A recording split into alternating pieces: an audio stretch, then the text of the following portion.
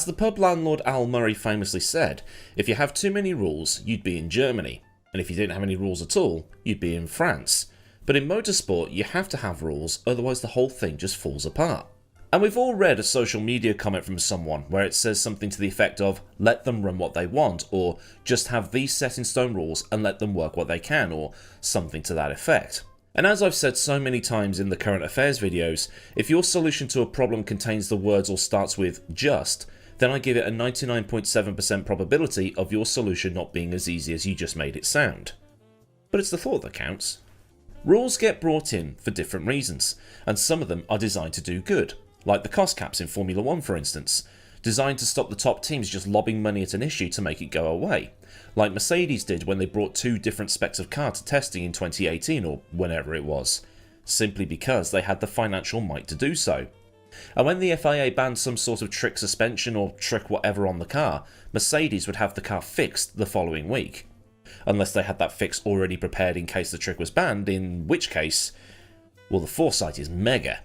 And in doing so, it means that teams can only spend a certain amount, and the top teams won't be able to outspend the little guys.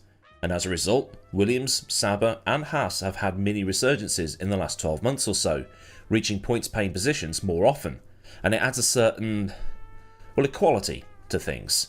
But Formula 1 isn't the only sport to do this, because salary caps exist in the American sports leagues, and they also exist in rugby league and rugby union. And as a result, you'll have teams that'll have 1 or maybe 2 star players, a couple of supporting actors who are known and good players, and then you've got everybody else. It stops the bigger teams buying up all the best players and winning. Looking at you, Wigan. And Wigan was the reason it was brought in rugby in the first place. But not every rule that has been brought in has gone the way that it should. What might have sounded like a good idea on paper didn't apply well in practice, or there have been rules from yesteryear that sound utterly crazy today if you've gone back to watch older races, as I found myself doing the other day. So that got me thinking, which rules have been in place in Formula 1 that were either incredibly confusing or just downright unnecessary? And because there's so many of these and it only takes a short amount of time to explain each one, they're all going to be put into one gigantic video. So is it a list video? No, I don't think it is. Either way, by the time you watch this, I'll be on holiday, so you can consider this to be summer slop. So first up, we've got the one that was just, I went back and watched it and I still don't understand how it worked, and that is the 2016 qualifying format. It's hard to believe that the current format for qualifying has been in use for almost 20 years. The 3-stage knockout system has proved to be a good balance between teams doing what they need to do, as well as looking good on the tally, because there's always some action going on. Although that's not always been the case, because there were some teething issues in the first couple of years. In 2006 and 2007, when refueling was still allowed, the top 10 shootout was a little bit too long. It was something like 20 minutes in its original format, and at the same time, the fans were denied a proper qualifying show. Because the cars were qualifying on the fuel that they were going to start the race with, if a driver qualified 6th, it might not necessarily have been a skill issue, but more that his tank had more fuel in it than the other guys did. At the same time, in 2007, this led to the boring as hell fuel burn phase. What the teams would do is declare how much fuel they were going to start the race with, fill up to that amount, and then go out turning laps on old tyres to run the tank down before pitting, putting on new tyres, and doing their final YOLO laps. Then, afterwards, they'd simply top the tanks back up. Utterly ridiculous. It wasted time. And when Formula 1 was talking about saving fuel and engines and everything else, it was completely unnecessary. Yeah, that stuff isn't new. Now though, in the non-refueling era, we've got those low fuel glory runs back. But in 2016, Formula 1 tried to fix what wasn't broken. Now a lot of you seem to think that I'm pretty clever, but all I've done over the last 7 years or so I've been doing these videos is just read facts and stats and then remember those facts and stats. That's it. So it'll probably shock some of you to learn that when Formula 1 tried to add an extra element to the elimination format, I didn't understand what was going on either. And if I don't get it, what chance has anybody else got? The format was pretty much the same, but the first session was extended to 16 minutes. 7 minutes into that 16-minute session, whoever was in last place was eliminated and they had to return to the pits. So if 20 drivers were on the grid, 19 would be left after that 7 minutes, meaning that if someone ballsed up their lap or hit traffic, they were done for the day and couldn't improve. Every 90 seconds thereafter, whoever was in last would be knocked out. This applied to all 3 sessions until, in theory, there should have been 2 cars right at the end just hammering in laps to see who would get pole position, because the guy in second didn't want to be in second when that 90 seconds expired. If you follow me, but it didn't have the desired effect. It was an utter shambles, because at the end of each of the 3 sessions, cars weren't on track, knowing they'd done enough to stay in, so they just didn't bother. And the final session saw no fight to the end like we get today, with the teams going out and starting their final runs just as the lights go red to signify the end of the session.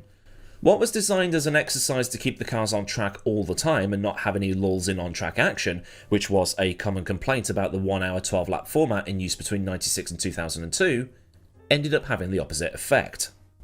It also didn't help anybody watching at home. You weren't watching the cars on the screen, you were watching the timing towers instead to see who was at risk. And the commentators were endlessly trying to explain the new format when they should have been commentating on what was actually going on. It also felt a bit video gamey. As a result, it was abandoned after the 2016 Australian Grand Prix, the only time it was ever used, and we never spoke of it again. Until now, that is. That's one rule that was a complete nightmare, but one that might cause a little bit of confusion was the old safety car rules. Safety cars are part and parcel of racing now. With everything being so safety conscious, there has to be steps taken to ensure that everything is done properly, especially if there are marshals on the track. If different protocols are not followed, you get things like the tragic events of Suzuka 2014, where Jules Bianchi went off the road and struck a telehandler that was recovering Adrian Sutil's Sauber. As a result of those events, the virtual safety car was born, which serves as an intermediate between a local yellow and a full safety car. And if a safety car comes at the right time, a driver can get a free pit stop and get out again, keeping his position. The McLarens made good use of this at the Spanish Grand Prix this year, and the field bunching up makes for a good ending. Like Melbourne a few years back where there was carnage on that final lap, or even the Spanish Grand Prix this year where Verstappen was put on tyres that were not the preferred kind and he was under pressure from other cars. But the rules are pretty simple. When the safety car comes out, as long as they don't have to drive through the pits, you can pit. But that wasn't always the case, because in the 2000s they would close the pit lane when the safety car initially came out. If the safety car was called out, there was the worry that drivers who were close to their pit stop would bomb around the track to get to the pits and take advantage of the situation. If the car could get back to the pits fast enough, they wouldn't lose as much time as they would normally, and if the car behind has to pass the incident, the car in front gets more gains. Or if the car had to pass the incident, them not paying attention for the sake of a faster pit stop could add to the chaos. So for safety purposes, they decided to close the pit lane when the safety car initially came out, which is basically what they do in NASCAR, and only open it again once the field had been bunched up. On the pit lane exit, the red light would be shown if the safety car train was passing the pit lane, and the cars would be released the second the last car passed. This prevented cars trying to push their way back into the queue. And drivers who drove past this red light would be disqualified, as Felipe Massa found out in the 2008 Canadian Grand Prix, and other drivers in that time period who also fell foul of this rule. Montoya in 2004, also in Canada I believe. But the rule that was designed to maybe improve safety didn't actually improve things at all. Instead of penalising anybody hoping to get lucky with what's become known as the free pit stop, it ended up penalising any driver who just had the misfortune to be in the position where they had no choice but to pit. This happened to Fernando Alonso and Nico Rosberg at the 2007 Canadian Grand Prix, who had no choice but to pit when the pit lane was shut, and because of them having the absolute gall to be out of fuel when the pit lane was shut, they got 10-second stop-go penalties. And while safety was theoretically improved on the track where the marshals would be working because all the cars had been slowed down and they were behind the safety car and they could slow right down to get past a wrecked vehicle, it just meant that the danger was now moved into the pit lane instead. If the field was now bunched up behind the safety car and loads of them decided to pit because they were close to their pit window anyway, you could have 6, 8, 10, 12 cars all diving into the pits at the same time and end up tripping over each other on pit lane exit. And this sort of led to what happened in the pit lane at Canada in 2008, and if it happened at Monaco, even worse. It also made safety car periods longer than they otherwise should be, and it bored people. It works on a 1.5 mile oval in the States, but on a track like Spa? Nah. And penalising somebody for simply being in the wrong place at the wrong time for something that just was not their fault didn't sit well with fans either, especially if it was their driver that was affected. But the final one I've got for today is the time that the FIA banned anything that it considered driver coaching. In the September of 2014, the FIA drew up a plan to try and make the drivers heroes again, believing that in the modern era they'd become too reliant on the people on the pit wall giving them data. Things like when to lift and coast, how to do stuff with the wheel to clear error messages, and where and when to push. The fans had also been part of this rule, because one of the chief complaints in this era, besides Mercedes' dominance and V6, the fans didn't like the drivers being told what to do every second of the race. While proposed in 2014, it wasn't until 2016 that the rule came into effect, because the FIA thought that bringing in immediately was too harsh. It was all part of Article 20.1 of the sporting regulations, saying that the driver must drive the car alone and unaided. The FIA started enforcing that rule a lot more literally and banned the pit walls from talking to the drivers unless it was an absolute emergency. It meant that any advice was off limits, like racing lines, gear selection, braking points, and how the driver was doing relative to the car ahead and or behind. And you might remember several times in the early part of that season that drivers would ask something to their engineer over the radio and the engineer would say, "I can't tell you." And this happened a lot to Hamilton because he couldn't engineer his way out of a situation like Rosberg could. And after a while it became clear that this was starting to become an issue for a number of reasons. Bernie hated it because every piece of radio chatter was either incredibly cryptic, deliberately diplomatic, or a simple "I can't tell you," which didn't lend itself to entertainment. The teams were still able to tell the drivers quite a few things, it has to be said, but anything performance related was off the table. They could still tell a driver when to pit, but the driver had to pit on the lap that they were told to pit, but they couldn't tell him what tyres they were putting him on, for instance. And the fans didn't like this either, even though they'd kinda got what they wanted. They wanted one thing to go away, and when it did go away, they still complained. "We need to stop them driver coaching." "Okay, we'll stop the driver coaching." "No, not like that." At the same time, with drivers such as Hamilton struggling to clear errors or shut down sensors during a race while having to actually drive the car, there was the concern that at some point a driver would be paying too much attention to what was on his steering wheel and either crash himself out of the race or crash somebody else out of the race. Pastor Maldonado famously crashed because he was too busy looking at his steering wheel in 2013, 2014, I can't remember, but he still did it. And with the cars having FIA action for road safety on the cars, it wasn't a good look, especially with the push on trying to get people to stop using their phones while driving. But one man's driver coaching could be another man's safety. Take this example from an old racefans.net comment section, left by a man known only as Mike, if that is indeed his real name. The first one is, you need to brake earlier into turn 4. The second, swap to setting 2B on brakes. One of those is coaching. One of those is a safety matter. Which one? Could be the first, could be the second, could be both. And Charlie Whiting even admitted before the rule came in for the Australian Grand Prix of 2016 that policing coded messages was going to be incredibly difficult. Essentially, the cars were now too complicated to be micromanaged by just the driver, with the drivers already having 997 different things already to do while out on track, like look for braking points and do this, that and the other, and change settings and yada yada yada. They needed the engineers in their ears to be able to help them, guide them through what they need to do. Also, you've got Fernando is faster than you. That was a coded message. So the FIA was now thinking, well, how do you differentiate between an actual safety message and a performance message?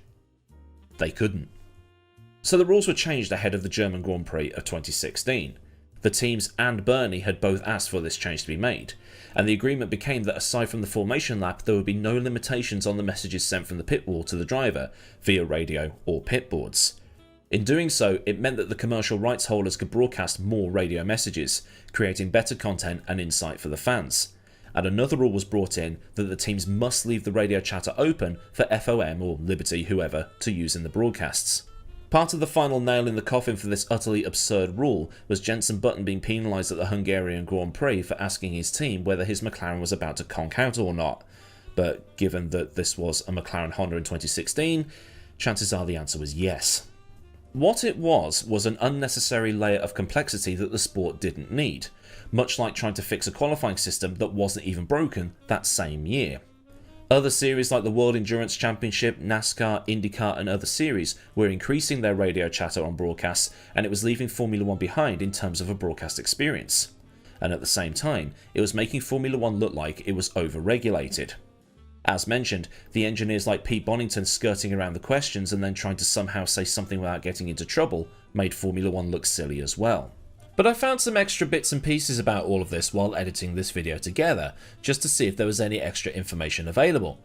Franz Tost, who was the then team principal at Toro Rosso, was against the idea, saying that it was totally not necessary, and because he had two rather young and inexperienced drivers in Carlos Sainz and Max Verstappen, and they had to coach them due to their inexperience, and to keep them safe. Felipe Massa had similar concerns, saying that the cars were now way more complicated and they needed the coaching for safety purposes and for reliability purposes. Jenson Button, meanwhile, was totally not fazed about this. When speaking to the F1 website in 2014, by which point a technical directive had been signed off reducing what they could do in 2015 and then further into 2016, he said that he'd never really been coached around a lap, so it wasn't going to affect him too much in getting the car around the track. For drivers like Nico and Lewis, who constantly had their engineers in their ears, then yes, it would be a problem. It just wouldn't be a problem for him and the way he does things. But he also said that it would likely benefit the more experienced drivers, who can get around problems with said experience, than the newer kids on the block who will struggle to adapt. And really, looking at the list of things they couldn't tell the drivers, which included but were not limited to staying off curbs or using curbs, driving lines, brake balance or diff settings, times relative to other drivers, DRS use relative to other drivers, gear selection per corner and general driving techniques, the rule actually wasn't too bad. It's just that telling a driver how to shut down a sensor or otherwise clear an error on the steering wheel was also considered part of that, as well as things related to derating, clipping, discharging and regeneration. So the engineers had to keep quiet while the drivers pressed buttons on the wheel instead of keeping their eyes on the track in front of them. But eventually, Bernie and the fans saw that the rule they wanted hadn't really had the desired effect from an entertainment standpoint. And while radio chatter being broadcast was a newer thing in of itself, one unnamed driver from the 1980s told motorsport.com in 2016 that when he was racing, they were being coached constantly, very much in the same way that these drivers were, and that driver coaching over the radio wasn't a new thing. I'll leave it to you to speculate who it was. Was it Mansell? Was it Berger? Was it Patrese? Answers on a postcard. But from the German Grand Prix of 2016, all bets were off and they could go back to coaching the drivers again, so long as it wasn't done on the formation lap. And ironically, the German Grand Prix had been the location of the last time that radio chatter rules were changed, that being in 2010, when Fernando was faster than Felipe. Since then, we've had some pretty interesting, hilarious, fruity and ridiculous radio transmissions sent out over the airwaves. But that's now come under scrutiny again because the FIA president doesn't like naughty words. Look, swearing is cool and it's funny. It's also clever. Something something footballer microphone punch you in the face. That's not very nice, Sebastian. But much like the sponsor video I did a while back where I looked at some sponsors and figured out what the hell they actually made because the internet was in its infancy in the 90s, there's likely a few more of these videos that can be made. So, for the sake of engagement, what other stupid rules has Formula 1 brought in? As always, let me know down in the comments section and get a bit of a discussion going. So then, a look at some of the more ridiculous and confusing rules that Formula 1 has used over the last 25 years or so. If this has been an interesting look through the motorsport history books, then do give the video a like so I know I've done a good job. And for more stuff from the channel, get subscribed and also get the bell on so you never miss out on anything else that I do around here. Massive thanks as ever go out to the rad lads over at Patreon for the continued support, and if you want to help keep the lights on around here or help with image purchases, there'll be a link to Patreon in the description, along with links to Discord, socials, affiliates and any other bits and pieces you might want or need to know. Or there's super thanks for any one and done donations and memberships so you can Patreon without the Patreon. So until next time, I've been Aidan Millward, have a great day wherever you are, and goodbye.